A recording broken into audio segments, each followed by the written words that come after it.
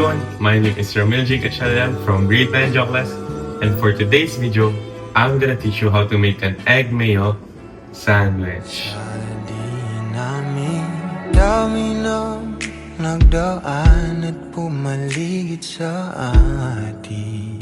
Sa atin, sa'yo pa nakatitig nung ako'y handa ng magmahal.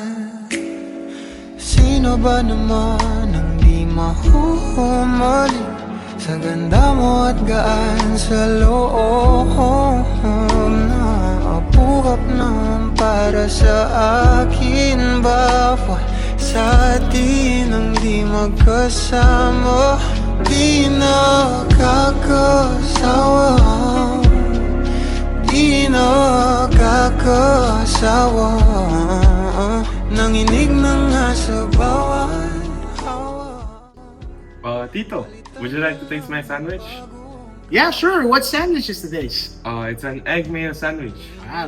Let me try. Bawat sigaw, malamang sa dilim ay ako lang ang gustong matanaw. Is it good? Wow, it tastes good. Tastes very well.